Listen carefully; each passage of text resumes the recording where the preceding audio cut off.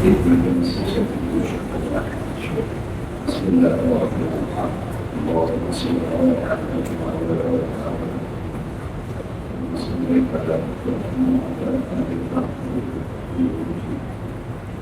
اللهم بارك على محمد وعلى آل محمد. بسم الله الرحمن الرحيم سيقول السفهاء من الناس ما ولاهم عن قبلتهم التي كانوا عليها قل لله المشرق والمغرب يهدي من يشاء إلى صراط مستقيم. سيقول کہیں گے،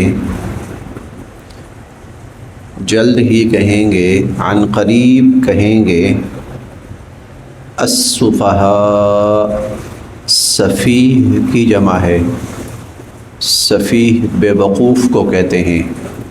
یہ ہم نے آغاز میں بھی پڑھا تھا اور بالکل پہلے پارے کے اختتام کے قریب حضرت ابراہیم علیہ السلام کے واقعے میں بھی پڑھا تھا، من سفیہ نفسہ، اور شروع میں پڑھا تھا الا انہم هم السفہاء، وہی لفظ سفہاء ہے، بے وقوف، جاہل، ناداں۔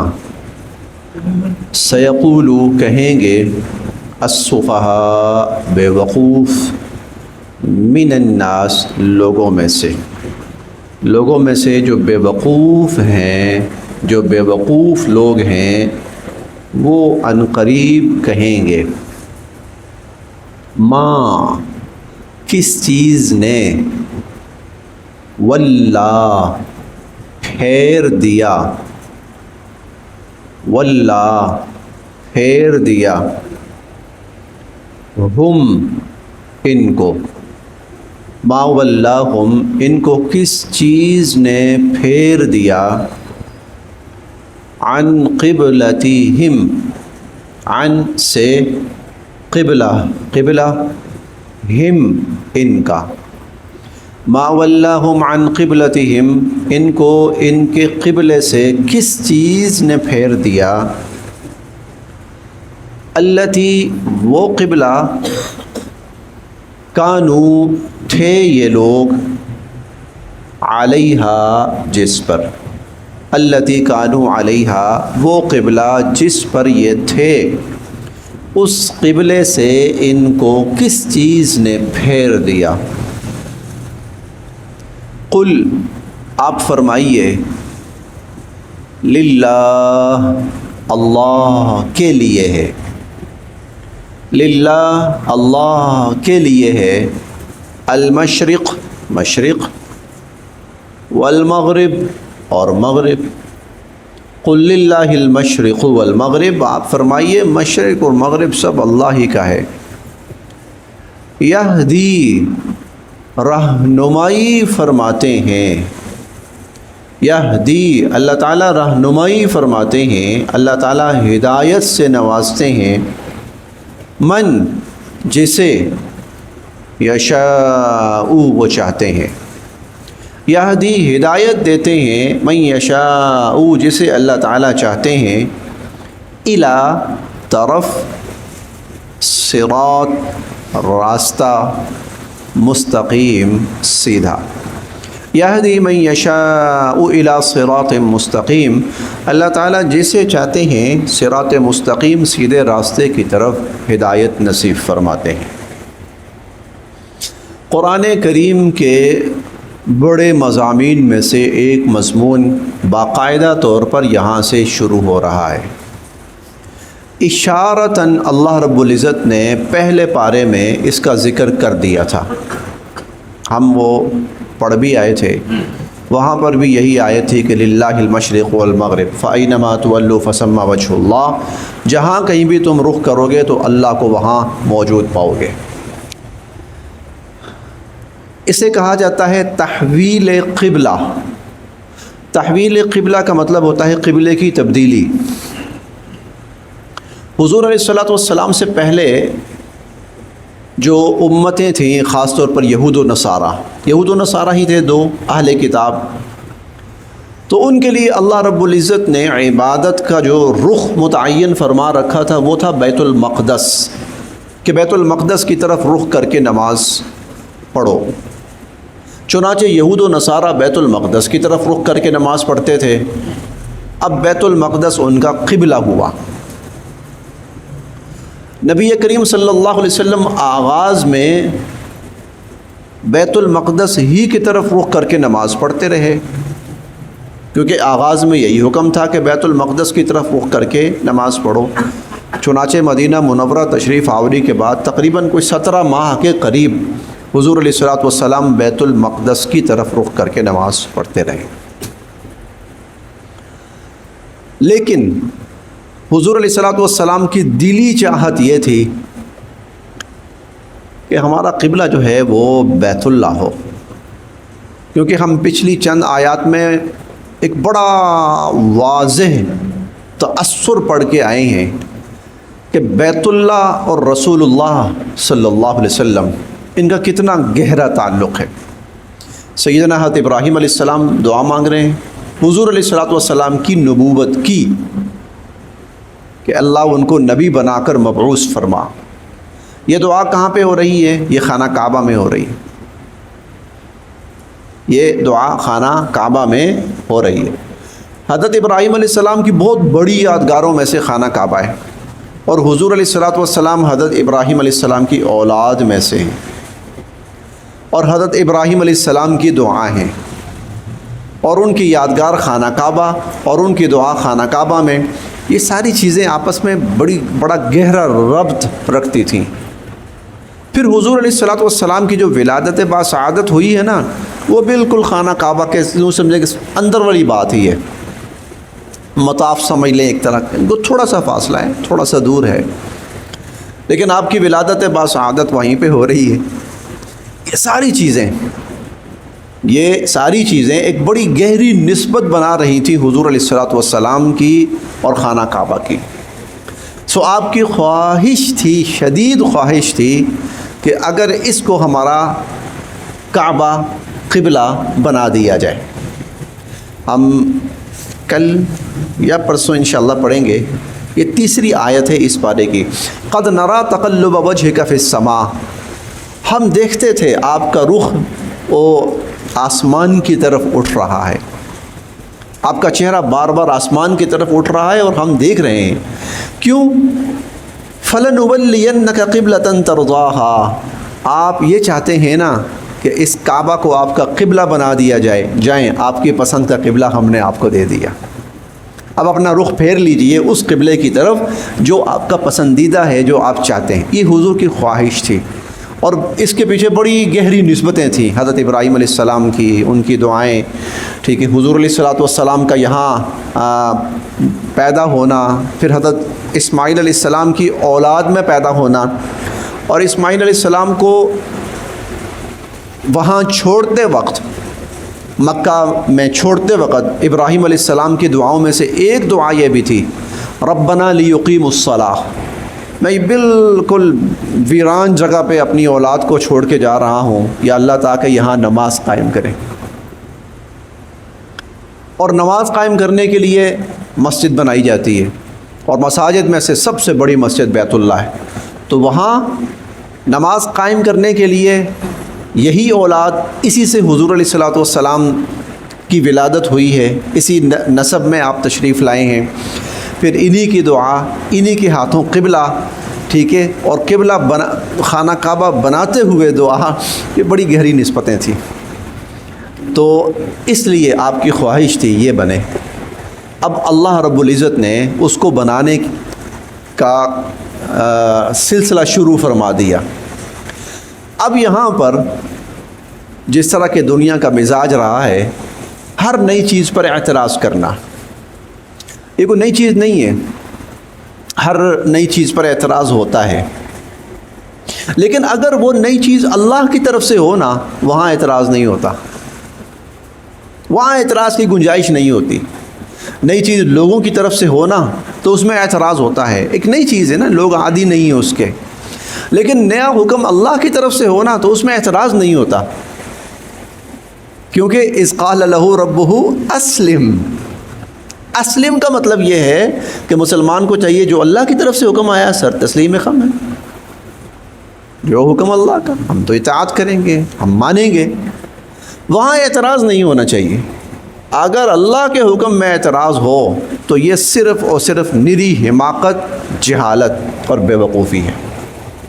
اسی لیے جب خانہ کعبہ کو اللہ رب العزت نے قبلہ بنایا تو اعتراض کیا۔ اعتراض کس نے کیا؟ یہود و نصارہ نے۔ یہود و نصارہ نے اعتراض اس لیے کیا کہ ان کو سمجھ آ گئی تھی کہ ہمارا جو قبلہ تھا جس کی بنیاد پر ہم دعویٰ کرتے تھے، ارے یہ نبی ہمارا ہی ہے اور ہمارے قبلے کی طرف رخ کر کے نماز پڑھ رہا ہے، تھوڑی بہت ہی باتیں جو کر رہے ہیں نا یہ بھی ختم ہو جائیں گی اور یہ ہمارے ہی طریقے پر ہیں۔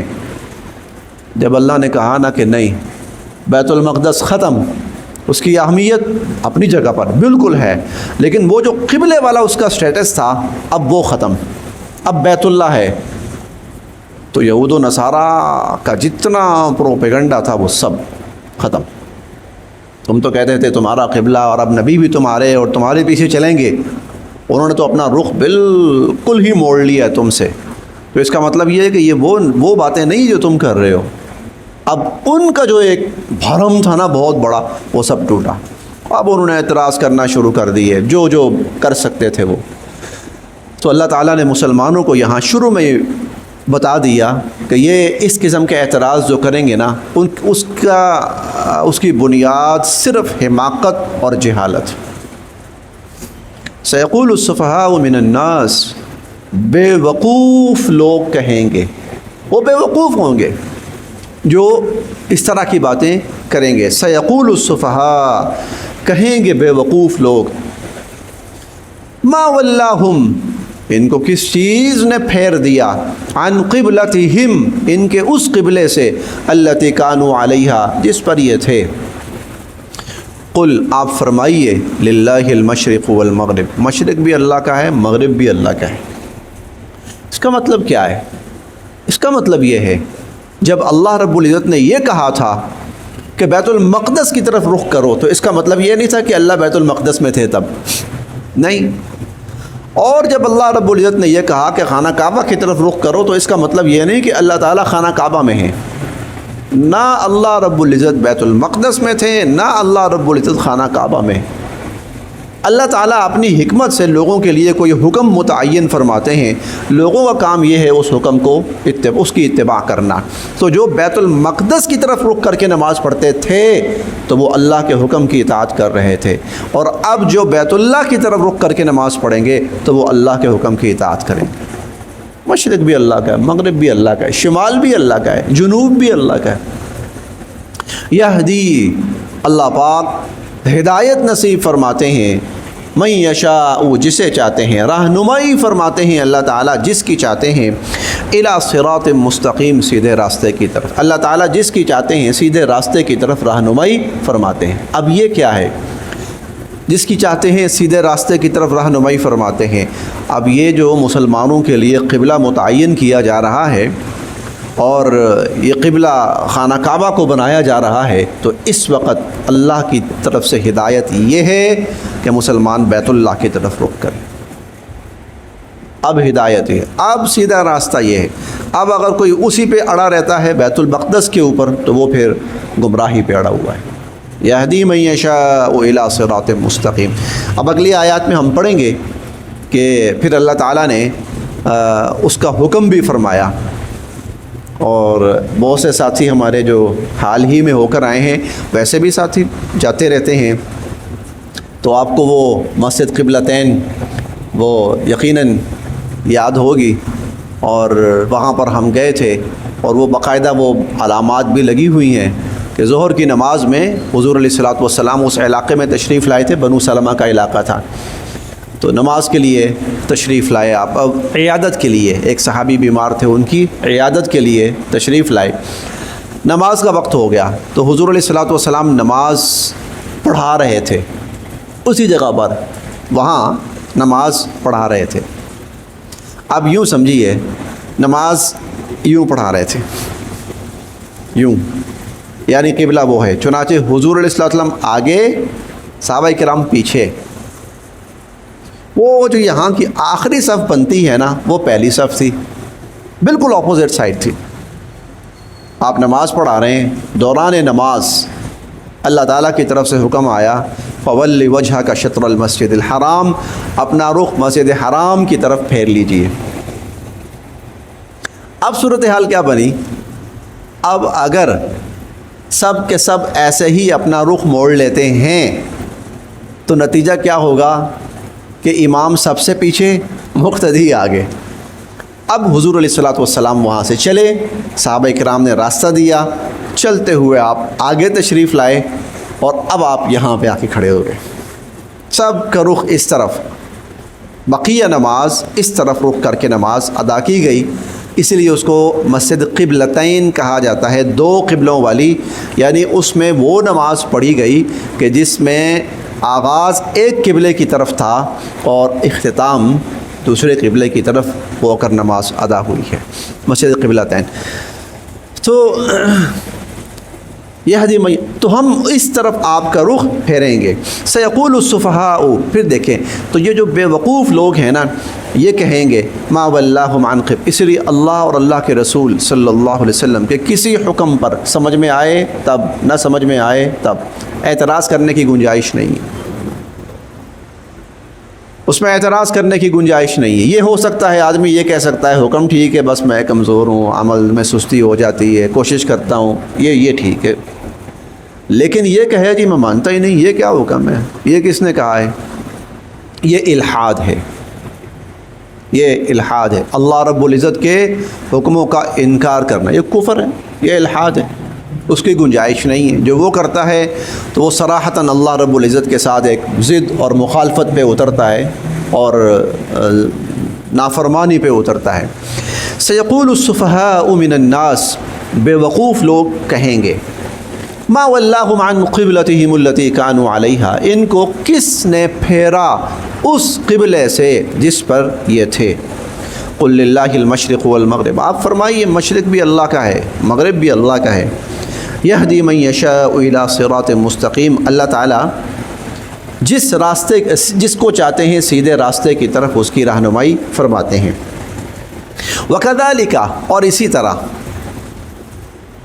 جعلنا، ہم نے بنایا، جعلنا ہم نے بنایا، کم تمہیں، وکذالک جعلناکم، اور اسی طرح ہم نے تمہیں بنایا، امتا وسطا، امت وسطا، بہترین امت وسط، بہترین امت ہم نے تمہیں بنایا۔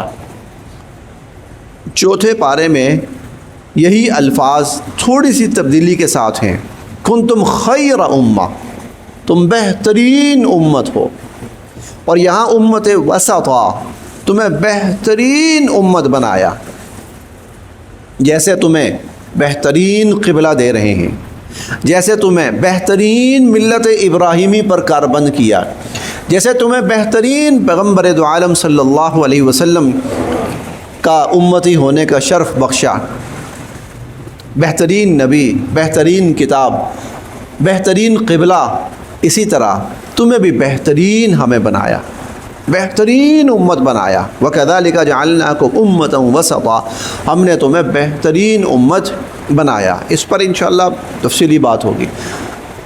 امت کون ہے؟ میں اور آپ، ہاں بالکل الحمدللہ، میں اور آپ یہ امت ہیں، امت وسط ہیں، خیر امت ہیں، میں اور آپ، اللہ رب العزت نے ہمیں یہ شرف بخشا۔ میں اور آپ، میں، باقی سب ہیں، حضور علیہ الصلوۃ والسلام سے لے کر قیامت تک جو آپ کا کلمہ پڑھے گا وہ آپ کا امت ہی ہے، لیکن ہم نے یہ نہیں کہنا کہ وہ فلاں فلاں، نہیں بھائی، وہ ہیں، ہم بھی ہیں، ہمیں اللہ تعالیٰ نے بہترین بنایا ہے، اور اس پر ہم اللہ کا جتنا شکر ادا کریں کم ہے۔ قیامت کے روز یہ جو ہمارا افضل امت ہونا ہے نا، قیامت کے روز صحیح معنوں میں کھل کر یہ چیز قیامت کے دن سامنے آئے گی۔ صحیح معنوں میں کھل کر اللہ تعالیٰ اس امت کو باقی امتوں کے مقابلے پر باقی امتوں کے مقابلے پر ظاہری امتیاز نصیب فرمائیں گے۔ ظاہری امتیاز کا مطلب کیا ہے؟ دیکھیں یہاں پر سب لوگ سیاہ لباس پہن کے آئے ہوئے ہوں، سب نے، اور ایک نے سفید لباس پہنا ہو، تو وہ سفید لباس والا ان سب کے اندر نمایاں ہوگا۔ سفید لباس والا ان سب کے اندر نمایاں ہوگا، باقی سب ایک جیسے، صرف ایک ہے جو الگ ہے، نمایاں ہے۔ قیامت کے دن اسی طرح حضور علیہ الصلوۃ والسلام کی امت بقیہ تمام امتوں کے مقابلے میں نمایاں ہوگی۔ اور حضور علیہ الصلوۃ والسلام نے خود اس کی تفصیل بیان فرمائی، اور وہ یہ آپ نے فرمایا کہ میں تمہیں قیامت کا دن پہچان لوں گا۔ تو صحابہ کرام نے پوچھا اللہ کے نبی، رش لوگ، امتیں، انبیاء، تو کیسے آپ ہمیں پہچانیں گے؟ آپ نے فرمایا کہ غراء محجلین من آثار الوضوء، کہ تم وضو کے اندر جو آزاد ہوتے ہو نا، قیامت والے دن تمہارے وضو کے آزاد چمک رہے ہوں گے، وہ تمہاری الگ پہچان ہوگی، وہ جو تمہاری الگ پہچان چمک دمک ہوگی، اس کو دیکھتے ہی میں پہچان لوں گا یہ میرا امتی، یہ میرا امتی، یہ میرا امتی، یہ میرا امتی، یہ میرا امتی۔ پھر آپ نے فرمایا فمن استطاع منکم ان یطیل غرتہ، تم میں سے جو یہ چاہتا ہے نا کہ قیامت کے دن اس کے اعضاء خوب روشن ہوں، فلیفعل، تو اسے چاہیے کہ خوب اچھی طرح وضو کریں۔ تو قیامت کے دن یہ نمایاں امتیاز اس امت کا اللہ رب العزت وہ نصیب فرمائیں گے، وہ دکھائیں گے۔ دنیا کے اندر بھی اللہ تعالیٰ نے بہت نمایاں امتیاز بخشا اس امت کو۔ چند دن ابھی آپ جو نوجوان ہیں نا، شاید بڑے حضرات بھی، لیکن نوجوان خاص طور پر سوشل میڈیا یوز کرتے ہوں گے۔ فیس بک پر نا ایک کلپ میرے سامنے آیا۔ اب وہ کلپ کیا تھا؟ غالباً امریکہ کا تھا۔ جس طرح ہمارے ہاں ہوتا ہے نا، ایک شخص مائک پکڑ کر اور کیمرہ پکڑ کر کہیں پر بھی راستے میں کھڑے ہو کر لوگوں سے سوال جواب کر رہے ہیں، انٹرویو کر رہے ہیں آنے والوں سے، تو وہاں پر بھی اس طرح کوئی شخص نا وہ کیمرہ اور مائک پکڑ کر نا وہ آتے جاتوں سے سوال کر رہا ہے۔ اچھا، پہلے اس نے نا مختلف مردوں سے، خواتین سے، بلکہ وہ کوئی اسکول، کالج، یونیورسٹی لیول کی نا جگہ تھی۔ آپ کرسچن ہو جی کرسچن، کرسچن ہو جی کرسچن، کرسچن ہو جی کرسچن، کرسچن ہو جی کرسچن، کرسچن ہو جی کرسچن، کرسچن ہو جی کرسچن۔ کوئی 10 12 15 لڑکے لڑکیوں ان سے پوچھا، سب نے کہا جی کرسچن کرسچن۔ اچھا، اس نے کہا آپ کی کتاب کون سی ہے؟ بائبل میں سے کچھ سنا سکتے ہو؟ نہیں۔ سنا سکتے ہو؟ نہیں۔ سنا سکتے ہو؟ نہیں۔ سنا سکتے ہو؟ نہیں۔ وہ جتنے بھی تھے انہوں نے کہا کہ ہمیں بائبل کا ایک حرف بھی نہیں آتا، ہمیں یہ پاکستان کا واقعہ نہیں ہے، کسی اسلامی ملک کا واقعہ نہیں ہے، امریکہ کا ہے غالباً۔ تو نو نو نو نو نو، کوئی ہنس کے کہہ رہا ہے نو، کوئی شرمندہ ہو کے کہہ رہا ہے نو، کوئی سنجیدہ ہو کے کہہ رہا ہے نو، لیکن سب کا یہی ہے نو، ہم بائبل کا ایک حرف بھی نہیں سنا سکتے۔ اس نے پھر دوسرا اینگل شروع کیا، مسلم مسلم مسلم مسلم مسلم مسلم مسلم مسلم مسلم، یس یس یس۔ ہولی بک کون سی ہے؟ قرآن۔ سنا سکتے ہو؟ سب نے کہا ہاں سنا سکتے ہیں، بالکل سنا سکتے ہیں، شروع کرو۔ قل هو اللہ احد شروع کر دی، کسی نے قل اعوذ برب الناس شروع کر دی، کسی نے سورہ فاتحہ شروع کر دی۔ ہم اپنی ہولی بک سنا سکتے ہیں، ہمیں آتی ہے۔ یہ امتیاز ہے، اور یہ امتیاز کسی مدرسے کے اندر بیٹھ کر نہیں ہے، یہ ایک غیر مسلم معاشرے کے اندر، اور جہاں اکثریت جو ہے کفار کی ہے، ان کے سامنے یہ امتیاز ہے، ان کے سامنے، ان کے ملک میں، ان کے سامنے۔ وَكَذَلِكَ جَعَلْنَاكُمْ أُمَّةً وَسَطًا، ہم نے تمہیں امت وسط بنایا۔ میں کہتا ہوں اسی طرح کا ایک کویسچن اگر وہ شروع کر دے، چرچ جاتے ہو، اگر وہ پوچھنا شروع کر دے، 99% کہیں گے نو نو نو نو نو نو نو۔ اور 99% مسلم کہیں گے مسجد جاتے ہو کہیں گے یس یس یس یس یس یس یس وَكَذَلِكَ جَعَلْنَاكُمْ أُمَّةً وَسَطًا وَكَذَلِكَ جَعَلْنَاكُمْ الحمد للہ ثم الحمد للہ ثم الحمد للہ. بس یہ ہے کہ ہمیں احساس نہیں ہے ہمارے پاس کیا کچھ ہے. ہمارے پاس کیا کچھ ہے. آپ کرسچن سے پوچھیں, آپ یہ بتائیے جی آپ میرج کیسے کرتے ہیں؟ او جی ہمارا یہ طریقہ ہے. کیا آپ کے نبی کا یہ طریقہ تھا؟ نو. آپ کے نبی کا طریقہ کیا تھا؟ تھا ہی نہیں. کیوں؟ ان کا نکاح ہوا ہی نہیں. مسلمان سے پوچھیں کیسے نکاح کرتے ہیں؟ ایسے. یہ کس کا طریقہ تھا؟ ہمارے نبی کا طریقہ تھا. ہمارے نبی کا طریقہ تھا. کرسچن سے پوچھیں کیا تمہارے جو آپ کے نبی ہیں کیا وہ اس طرح عبادت کرتے تھے جس طرح آپ کر رہے ہو؟ نہیں. مسلمان سے پوچھو آپ اس طرح عبادت کرتے ہو جس طرح آپ کے نبی کرتے تھے؟ کہتا ہے ہاں. یہ امتیاز ہے, یہ آج بھی امتیاز ہے. وَكَذَلِكَ جَعَلْنَاكُمْ أُمَّةً وَسَطًا, ہم نے تمہیں امت وسط بنایا ہے. اور اس طرح کی دنیا میں ایسی عجیب و غریب مثالیں آ رہی ہیں. میں چند دن پہلے ڈاکٹر ذاکر نائک ہیں, ان کا ایک کلپ سن رہا تھا. اللہ پاک نے ان سے بہت کام لیا, بہت کام لیا اللہ تعالیٰ نے ان سے.